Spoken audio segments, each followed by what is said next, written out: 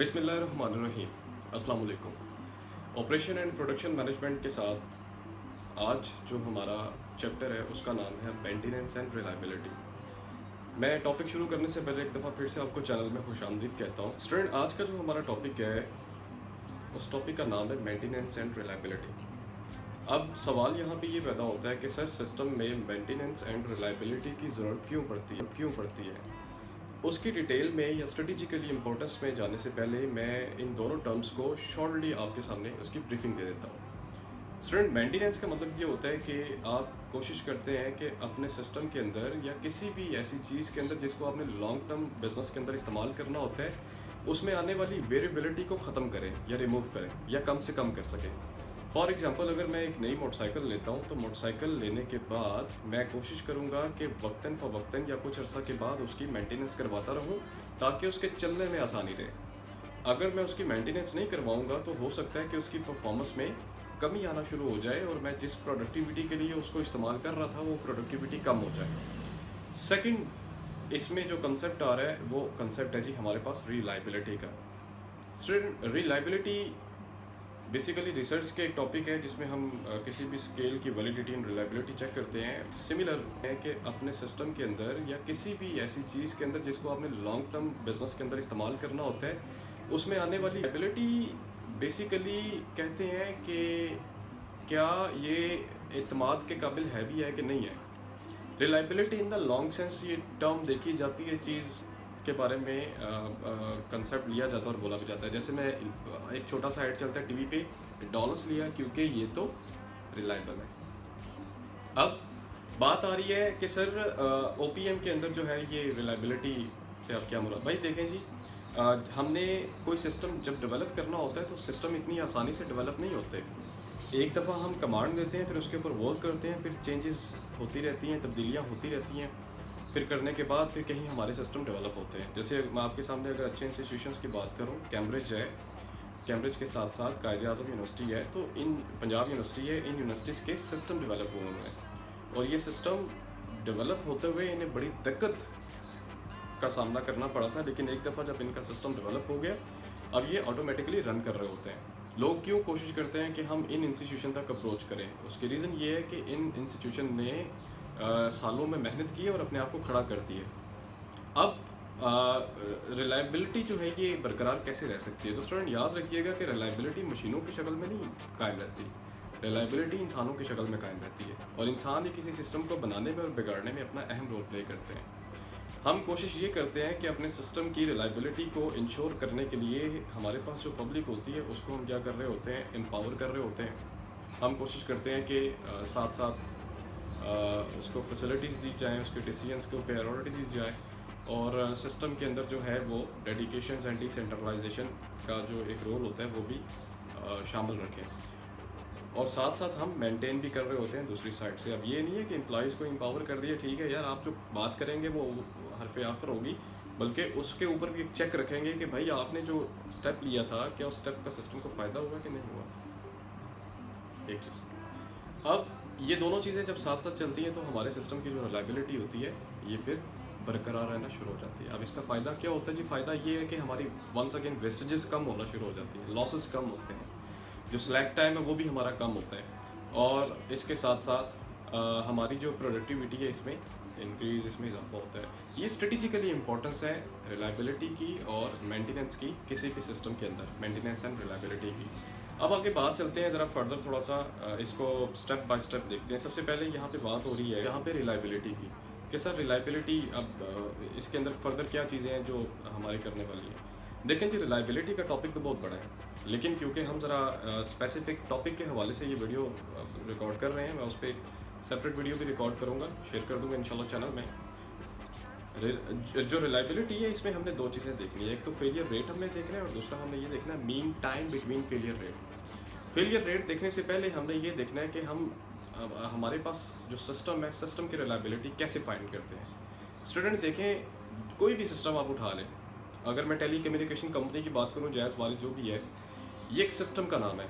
इसके अंदर further components हमारे पास मौजूद होते हैं। मतलब एक कंपोनेंट जो है वो मार्केटिंग का काम देख रहा होता है, दूसरा कंपोनेंट जो है वो फाइनेंस का काम देख रहा है, तीसरा कंपोनेंट पब्लिक डीलिंग करता है, सो ऑन। अब एक सिस्टम के अंदर फर्दर कंपोनेंट होते हैं और हर कंपोनेंट की जो रिलायबिलिटी होती है वो डिफरेंट होती है, एक जैसी नहीं हो सकती। किसी की 80% होती है, किसी की 90, किसी की 95% होती है। हम एक सिस्टम के जो कंपोनेंट्स हैं उनकी रिलायबिलिटी को लेके जब उनको आपस में मल्टीप्लाई करते हैं तो हमारे पास सिस्टम की रिलायबिलिटी का रेट निकल आता है, इसे हम कहते हैं सिस्टम रिलायबिलिटी। अब इसी सिस्टम में रहते हुए हमने ये देखना होता है कि सर हर कंपोनेंट के अंदर हमारा फेलियर रेट कैसे है। तो जब हमने सिस्टम के अंदर फेलियर रेट फाइंड करना है किसी भी कंपोनेंट का, तो उसको इस फार्मूला के थ्रू हम कैलकुलेट करते हैं। स्टूडेंट, इस फार्मूला के थ्रू हमारे पास फेलियर रेट मिल जाता है जिसको हम बाद में रेक्टिफाई करने की कोशिश करते हैं। अब ये निकालने के बाद हमने ये देखना है कि मीन टाइम बिटवीन फेलियर, कि जब हमारे पास फेलियर रेट निकल आया है उस फेलियर रेट को ठीक करते हुए और सिस्टम को मेंटेन करते हुए कितना और अगला फेलियर आते हुए हमारे पास कितना टाइम होगा। मैं दोबारा बात रिपीट कर रहा हूँ, मीन टाइम बिटवीन फेलियर, कि हमारे पास ऊपर फेलियर रेट निकल आया, उस फेलियर रेट को ठीक करते हुए सिस्टम को मेंटेन करते हुए और अगला फेलियर आने तक कितना टाइम हमारे पास मौजूद है, that is called the mean time between failure. उसका फार्मूला आपकी स्क्रीन के सामने शो हो रहा होगा। इसके एग्जांपल्स हैं, मैं आपके साथ स्क्रीन शेयर कर देता हूँ। ये एग्जाम्पल स्टूडेंट्स आपने लाजमी करनी है, ठीक है, ज़रा इंपॉर्टेंट है। अब ये था टॉपिक शॉर्ट सा रिलायबिलिटी के हवाले से। अगला टॉपिक जो आ रहा है वो मेंटेनेंस की बात कर रहे हैं कि मेंटेनेंस जो है ये आखिर हम क्यों करते हैं। तो स्टूडेंट, मेंटेनेंस जैसा आपको पता है कि हम सिस्टम में प्रोसेसेस के अंदर एक तसलसल बरकरार रखने के लिए चीज़ों को या सिस्टम को मेंटेन कर रहे होते हैं। अब यहाँ पे इसके दो एस्पेक्ट्स हैं जी। एक एस्पेक्ट का नाम है प्रिवेंटिव और दूसरा का नाम है ब्रेक डाउन। प्रिवेंटिव जो होता है इसका मेंटेनेंस, उसमें हम कोशिश करते हैं कि प्रिवेंट करना, अपने आप को बचाना, कि हम अपने सिस्टम को आए दिन या स्केड्यूल्स के मुताबिक मेंटेन कर रहे होते हैं, मशीन्स को या पार्ट्स को देख रहे होते हैं, ताकि फ्यूचर में आने वाले जितने भी डिफेक्ट्स हैं उसको क्या किया जाए, काबू किया जाए। क्योंकि यार देखें, अगर देखें जी, अगर एक सिस्टम जो है वो चल रहा है या एक मशीन अगर जो चल रही है, वो लाजमी बात नहीं है कि हम मेंटेन भी करते रहेंगे वो ठीक हो जाएगी। अक्सर पुराना भी हो जाता है, तो वो एक ना दिन उसने उड़ना होता है, तो आप साथ साथ उसको रिप्लेस भी करते रहते हैं। और दूसरे में ब्रेक डाउन सिस्टम की बात कर रहे हैं, तो ब्रेक डाउन में क्या होता है कि आप कोशिश करते हैं कि बाई पार्ट्स किसी भी मशीन के हिस्से को या किसी भी सिस्टम को वक्त के साथ साथ ठीक कर रहे होते हैं। वंस अगेन उसे भी आप अपडेट कर रहे होते हैं ताकि फ्यूचर में आने वाला जो सडन एक फेलियर होता है उससे आप बच सकें। अक्सर औक़ात ऐसा होता है कोलैप्स हो जाते हैं, ठीक है। जैसे आपने ये देखा कि मैं मिसाल दूंगा कि मक्का के अंदर क्रेनें लगी हुई थी जो कि साथ उसकी मैन्युफैक्चरिंग अपना डेवलपमेंट कर रही थी या उसकी सपोर्ट वगैरह बना रहे थे, और अचानक से आंधी आई तो उसमें से क्रेन नीचे गिर गई जिसमें कुछ हलाकते हो गए। तो उसमें फिर ये क्या था, ये बेसिकली एक सडनली सिस्टम के अंदर फेलियर आ गया। पहले भी तो क्रेनें लगी हुई थी, वहाँ पे हवाएं चलती थी, आंधी आती थी, लेकिन गिरी नहीं। लेकिन वजह क्या हुई, वजह बाद में पता चला कि अब के बार उन्होंने जो क्रेन लगाई थी उस क्रेन को उन्होंने सही तरह से एडजस्ट नहीं किया या उसके पार्ट्स वगैरह लूज़ हो चुके थे, जिसकी वजह से वो हवा का प्रेशर बर्दाश्त नहीं कर सकी और धड़म नीचे आके गिर गए। सो ये बेसिकली स्टूडेंट आज का आपका टॉपिक है जिसमें हमने रिलायबिलिटी और मेंटेनेंस को दोनों सेपरेटली देखा।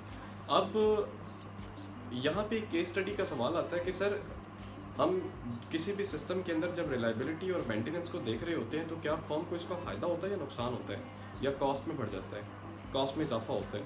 तो भाई देखें, जहाँ पे कोई भी अगर आप काम कर लें तो उस काम की कॉस्ट तो आती है, लेकिन हर कॉस्ट के पीछे कोई ना कोई आपका बेनिफिट होता है, चाहे वो बेनिफिट हिडन हो, लॉन्ग टर्म हो या शॉर्ट टर्म हो, लेकिन बेनिफिट लाजमी होता है। तो मेंटेनेंस एंड आपका जो रिलायबिलिटी होता है, इसकी वजह से सिस्टम की प्रॉफिटेबिलिटी में इजाफा होता है। आपकी इन्वेंट्री कॉस्ट कम हो जाती है, वेस्टेजेस आपके कम होते हैं, आपके जो फेलियर्स होते हैं उस रेट में कमी आना शुरू हो जाती है, और इसके साथ साथ पब्लिक कॉन्फिडेंस भी है जो बढ़ना शुरू हो जाता है। तो ये बेसिकली स्टूडेंट आज का आपका टॉपिक था।